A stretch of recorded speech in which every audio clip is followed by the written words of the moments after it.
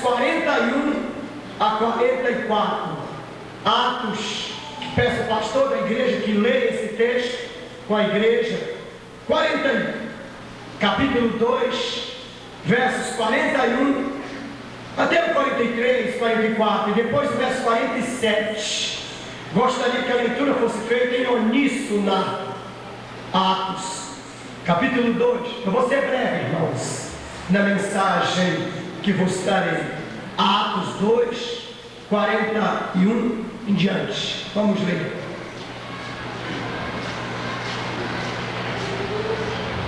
Vamos todos juntos, então, ler este texto da Palavra de Deus, Atos capítulo 2, a partir do verso 41. Todos juntos. De sorte que foram batizados os que receberam a sua palavra, e naquele dia agregaram-se quase 3.000 almas, e perseveraram na doutrina dos apóstolos, na comunhão, no partir do pão e nas orações. Em cada alma havia temor, e muitos prodígios e sinais eram feitos pelos apóstolos. Todos os que criam estavam unidos e tinham tudo em comum. Versículo 47. Louvando a Deus e caindo na graça de todo o povo, e cada dia acrescentava-lhes o Senhor os que iam sendo salvos. Amém. Amém. Podem sentar-se. Repitam comigo: a igreja e o seu crescimento. Vamos lá. A igreja e o seu crescimento. Prezados irmãos, o crescimento da igreja hoje, ele é muito debatido, ele é muito discutido, e tem sido para o povo batista um verdadeiro quebra-cabeça, o crescimento numérico e espiritual da igreja. Uma das coisas que mais preocupa o povo batista é o crescimento da igreja. Esse tema tem sido alvo de debate, de congressos, de simpósios, de conclaves e de encontros. Há um nó na garganta de todos nós.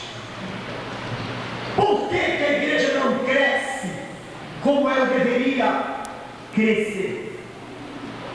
Nós hoje temos estradas asfaltadas, temos a imprensa escrita e falada, temos televisões, temos muitas juntas, temos associações, temos ordens de pastores, temos muitas convenções, carros importados, Bíblias modernas, grandes seminários, grandes universidades. E por que a igreja não cresce tanto quanto crescia no passado, hein? Aonde é que nós estamos errando? Qual é o segredo do crescimento? O crescimento da igreja é algo que está na nossa garganta. É um nó que ainda nós não conseguimos desatar. Mesmo tendo grandes seminários, universidades, estradas asfaltadas, gabinetes com computadores, acampamentos, juntas, associações,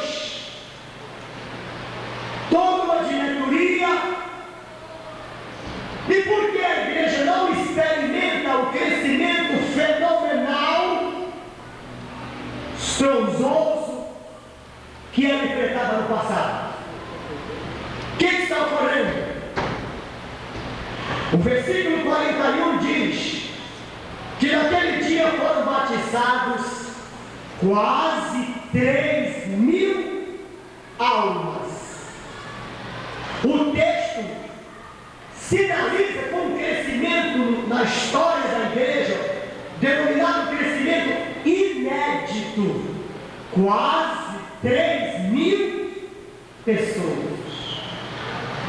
Não havia estradas asfaltadas, não havia carros importados, não se tinha luz elétrica. Gutenberg ainda não havia descoberto a imprensa, não tínhamos juntas, não tínhamos seminários, não tínhamos associações, não tínhamos toda a modernidade que se tem hoje. Aviões, telefones, fax. E por que de uma só vez batizou-se quase 3.000 pessoas? E por que esse fenômeno não ocorre hoje? E por que isso não acontece nos nossos dias, com todos os recursos disponíveis que nós temos?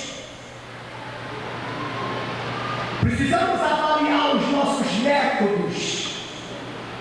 Muitas vezes os nossos métodos que nós aplicamos em relação ao crescimento da igreja são métodos obsoletos, são métodos arcaicos, são métodos que não correspondem à realidade atual. Mas eu quero mostrar algumas coisas dentro do texto que culminaram com o crescimento estupendo da igreja. Primeiro dele, e perseveravam na doutrina dos apóstolos. Vamos juntos? E perseveravam na doutrina dos apóstolos. Aqui está o primeiro segredo. Não haviam grandes seminários, não haviam estradas asfaltadas, talvez não tinham luz elétrica, não tínhamos universidades, não havia juntas, não tínhamos associações, não tínhamos tantas coisas como se tem hoje, mas o povo perseverava na doutrina dos apóstolos. A palavra doutrina significa conjunto de ensinamentos. As pessoas eram fiéis à Bíblia, as pessoas eram perseverantes na palavra de Deus,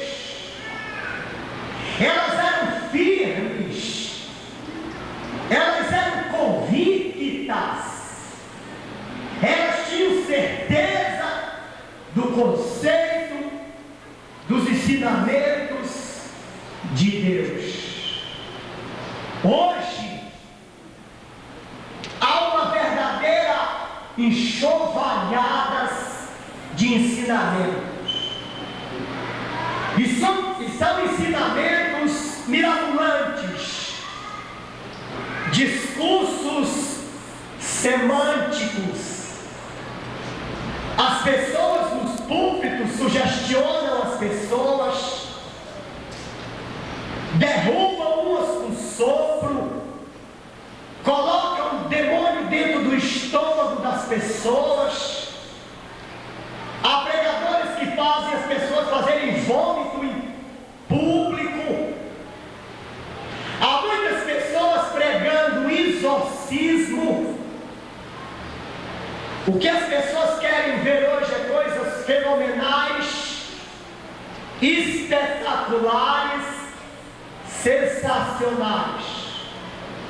Hoje, mais do que nunca, se prega o evangelho da prosperidade, Os púlpitos, muitos deles por aí, as suas pregações redundam em pura utopia. O Evangelho é real, ele não é utópico. Os púlpitos muitas vezes pregam utopia. Se alguém crê em Cristo, não adoece, não fica pobre, tem que conseguir uma casa na Avenida Atlântica e na 5ª Avenida de Nova York. Na verdade, se trata de utopia. E há uma avalanche de promessas indutivas. As pessoas querem crer em sinais, prodígios, miraculosos. E aí existe uma verdadeira fragmentação. As pessoas se fragmentam. Não há uniformidade. Há uma enxovalhada de crendices carismáticas que tem avassalado o povo de Deus. E a Bíblia diz aqui: e perseveravam na doutrina dos apóstolos. Os crentes eram convictos, e eles não eram equivocados, não eram como a onda do mar que bate de um lado para o outro. Nós não podemos ser radicais, fundamentalistas e ultraconservadores, mas temos que ter convicção do que somos, certeza, caracterizar-nos por pessoas, como Paulo que diz: mas eu sei em quem tenho crido, e estou certo que Deus é poderoso. Vamos lá? Mas eu sei em quem tenho crido, e estou certo que Deus é poderoso para guardar o meu tesouro até o dia final.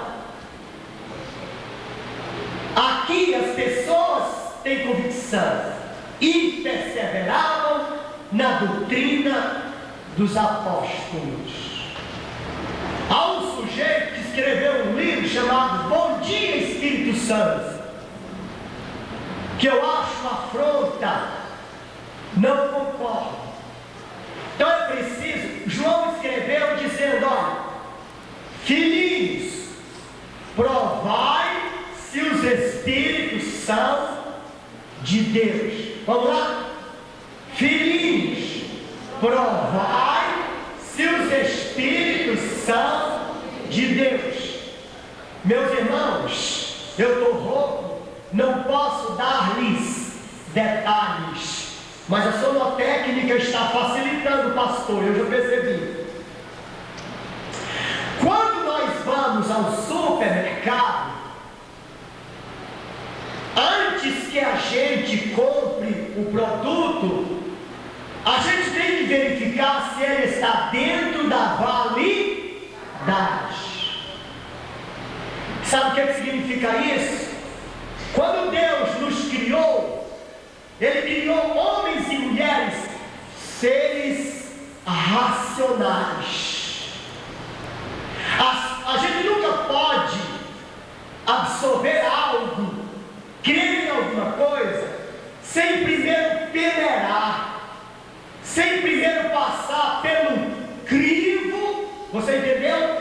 Crivo da nossa razão. Amém? Há um roqueiro nos Estados Unidos, e ele gravou um disco, e antes mesmo do disco sair da fábrica, ele já tinha vendido 1,5 milhão de cópias. E o rock insinuava as pessoas a cheirarem cocaína. Falta de análise lembremos-nos que a gente tem que aprender a examinar as coisas. A Bíblia diz assim: examinai tudo e retendes o bem. Vamos lá? Examinai tudo e retendes o bem. Então, um dos fatores que corroborou com o crescimento da igreja é que eles perseveraram na doutrina dos apóstolos. Agora, para que nós perseveremos na doutrina dos apóstolos, é preciso que a igreja se volte ao primeiro amor, se volte para a Bíblia. Quantos livros tem a Bíblia? Quais são os livros históricos? Quantos são os livros proféticos? Quais são os profetas menores? Quais são os profetas maiores? Quantos são os evangelhos? Quem foi que escreveu o Apocalipse? Em quantas partes se divide o livro do Apocalipse? Quantos princípios há dentro do livro de Gênesis? Quais são as 3 disciplinas de uma igreja batista? Qual é a forma de governo de uma igreja? O que é uma igreja? O livro de Atos, ele é histórico ou ele é profético? Quais foram as epístolas que Paulo escreveu e quantas são? Se Deus fizesse uma prova conosco, a maioria de nós tiraria 0.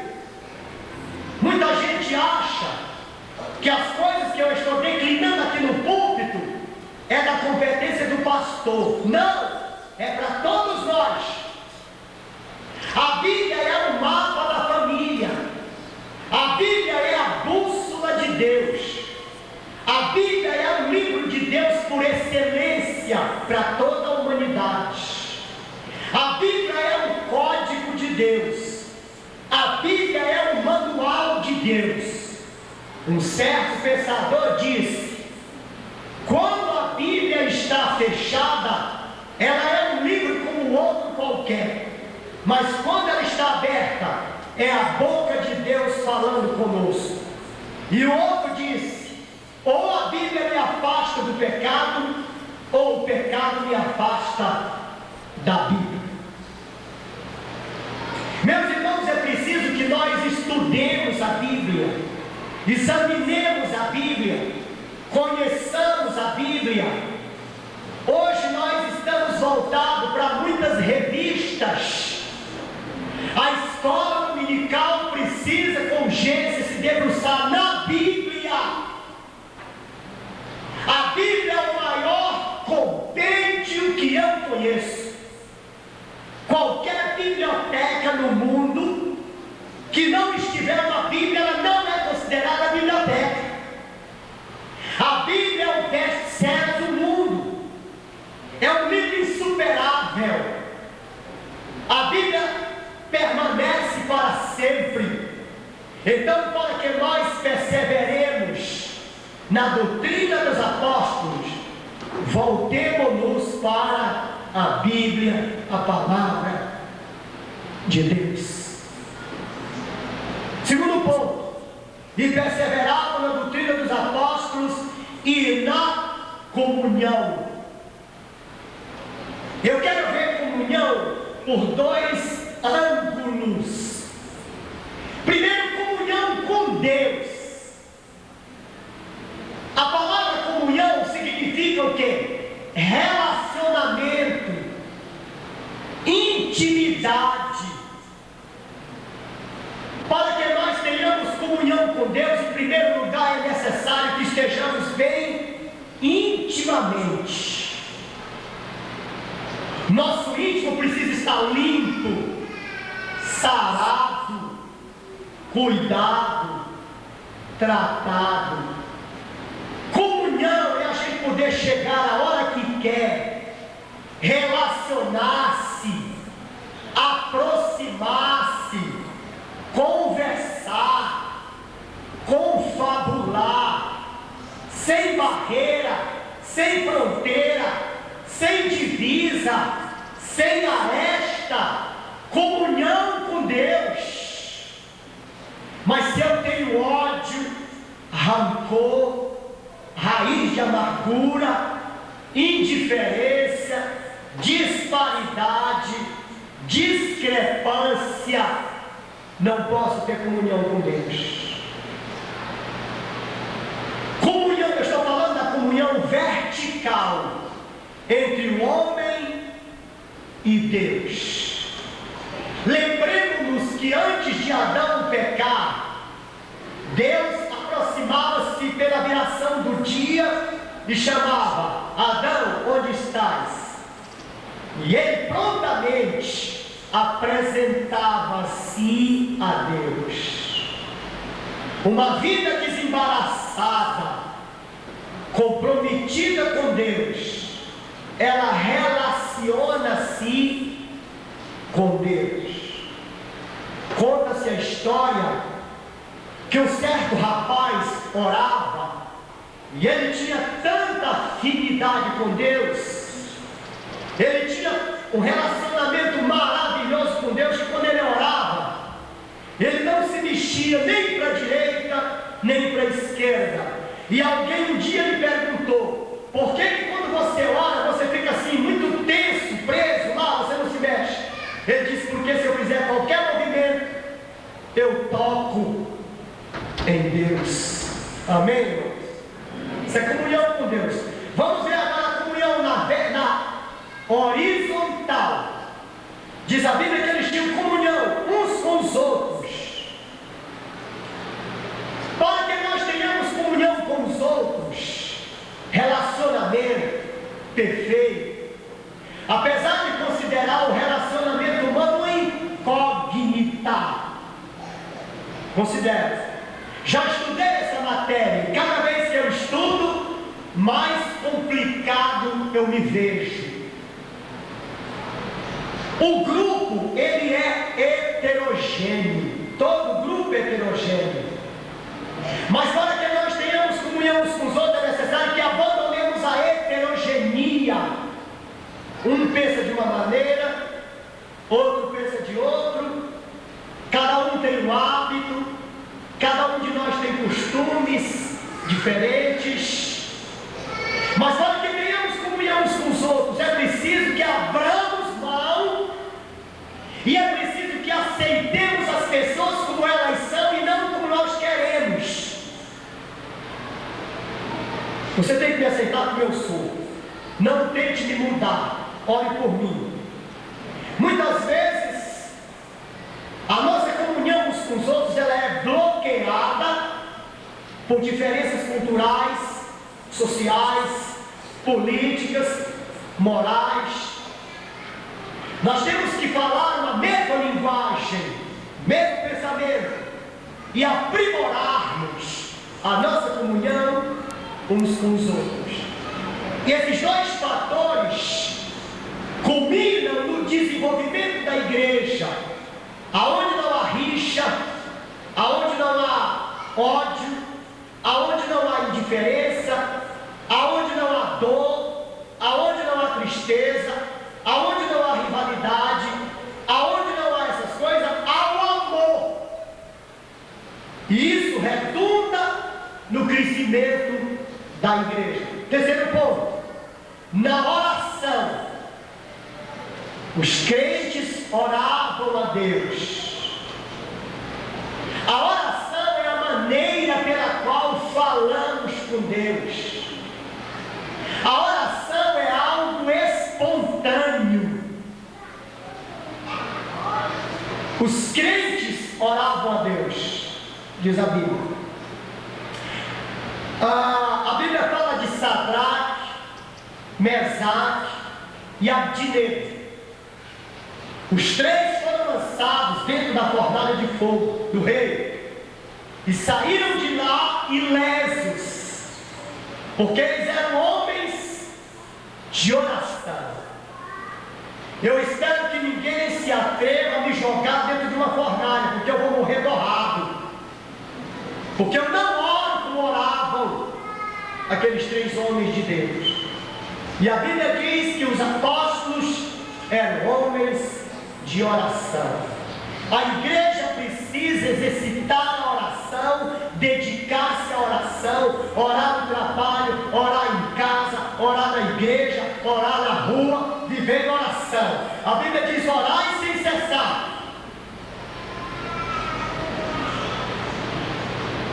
Um dia, um pastor foi visitar a maior igreja do mundo. E quando ele chegou lá, o pastor convidou aquele outro colega para visitar a caldeira da igreja. E eles desceram lá embaixo no porão. E quando eles chegaram lá, o culto se processando, tinha 500 irmãos de joelhos em oração. Meus irmãos, Jesus Cristo orou a noite inteira, diz a Bíblia. Nós temos que parar de fazer a oração telegrama. Temos que orar a Deus. Nós, os batistas, não somos caracterizados como igreja de oração. Lá na minha igreja, por exemplo, tem uma reunião de jovens lá. Eles entram para a oração 11 horas da noite, quando é meia-noite e meia eles encerram. Meus irmãos, se a igreja quiser crescer, ela tem que perseverar, ela tem que ter comunhão e ela tem que orar. Vamos ao outro ponto. E em cada alma havia temor. Vamos repetir? E em cada alma havia temor. Meus irmãos, o temor que havia na alma de um, havia na alma de todos. Era um assunto que polarizava. Havia temor a Deus, havia temor ao pecado, havia temor às coisas de Deus. Cada alma havia temor. Hoje, por exemplo, acontece. Eu me lembro que quando nós fomos em Natal, Rio Grande do Norte, a gente estava no congresso lá, e o pastor Exaltino, ele era o orador, e o assunto era a contemporaneidade das Sagradas Escrituras. Olha que assunto lindo! A contemporaneidade das Sagradas Escrituras. Enquanto Exaltino fazia aquele desfecho, tinha um monte de gente lá fora conversando. Cadê o temor? E muitas vezes o púlpito está pregando a palavra, as pessoas vão lá no filtro beber água, outras pessoas vão se pentear, outros ficam encostados no carro, outras pessoas se sentam nos bastidores da igreja. Falta de temor. Reverência é temor. Outra coisa, eu estava olhando nos bancos da nossa igreja, muito papel de chiclete dentro daquele local de colocar o cálice de ceia, bancos arranhados, chiclete pelos bancos. Meus irmãos, isso é falta de temor. São essas pequeninas coisas que atrapalham o trabalho de Deus. Perseverança, comunhão, oração e temor a Deus. Amém? Vamos para o último ponto para terminar, para não cansar o pessoal. Verso 47. Louvando a Deus e caindo na graça de todo o povo. Enquanto isso, o Senhor acrescentava dia a dia o número dos que iam sendo salvos. Qual é a lição que a gente tira daqui? É a última, pessoal. Me tolerem, por favor, estou terminando. A igreja, em primeiro lugar, era uma igreja alegre, louvando a Deus. Era uma igreja alegre. Não era um funeral, não era uma igreja metódica,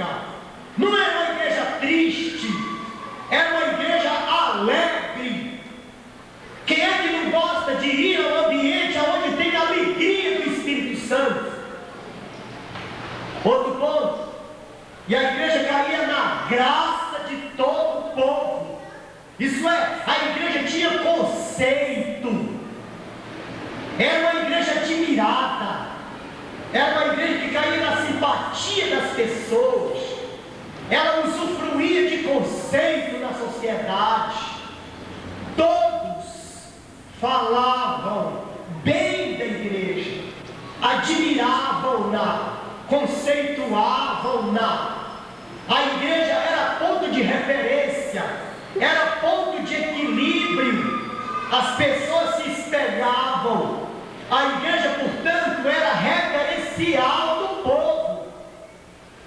E por falar em referencial, nós estamos precisando de referenciais. Essa juventude que está me olhando precisa de referencial. Não tem referencial. Os lares que aqui estão precisam de lares que lhes sejam referenciais. Não tem. Os jovens precisam de jovens referenciais. Não tem. A igreja caía na graça do povo. Que nesta manhã, esta igreja seja uma igreja referencial para todas as pessoas que me rodeiam, e que assim seja, no nome de Jesus. Amém, irmãos. Vamos ficar em pé.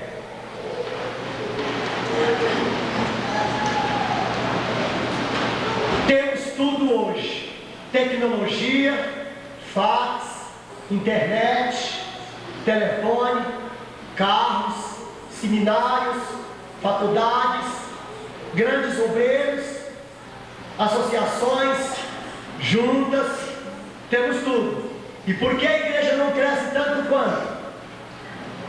Examinem todos esses itens. Será que está faltando em nós firmeza, comunhão, oração, temor e principalmente conceito para com as pessoas? Qual é a visão que o mundo tem de nós? Vou colocar aqui alguns: positiva, mais ou menos, razoável, ótima, para por aqui. Qual é essa visão que as pessoas têm de nós? O que temos feito? Temos praticado multiministério? Temos praticado obra social? Ou temos nos mantido em silêncio, possibilitando as injustiças sociais? Nosso Deus, faze-nos rever nossas posições. A tua igreja precisa crescer. Ensina-nos a descobrir os segredos que nos levem ao crescimento, Pai. Tira de nós o pavor, o medo. Estamos diante de condomínios, metrô, metrópoles, megalópolis, crescimento demográfico, geográfico, cultura, política, avanço. Será que essas coisas estão intimidando-nos, ó Deus?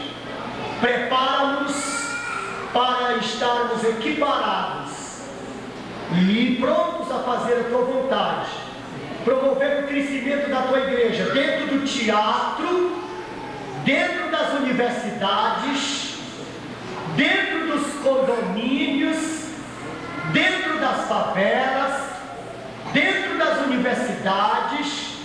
O povo de Deus é um povo amedrontado, só prega para pobre.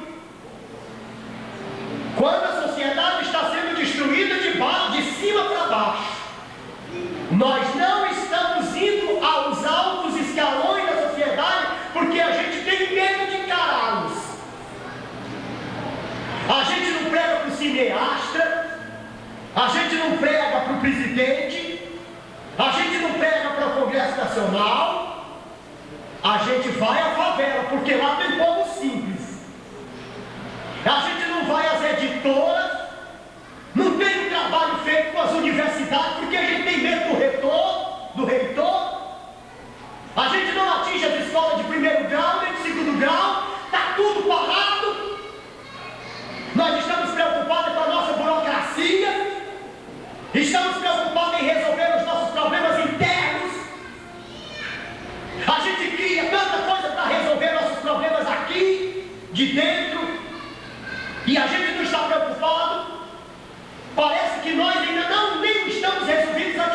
Deus. Nós estamos ainda nos debatendo como resolver nossos problemas. Aqui dentro, 100 anos de luta. Em nome de Jesus, muda a nossa visão. Nós ainda não conseguimos resolver nem mesmo a gente aqui dentro, Pai. Cada dia tem uma convenção para tratar de situações nossa, puramente nossa. Muda a nossa visão. Cada dia tem reunião para resolver nossos problemas internos. Enquanto isso, lá fora o povo está se matando. Que as nossas reuniões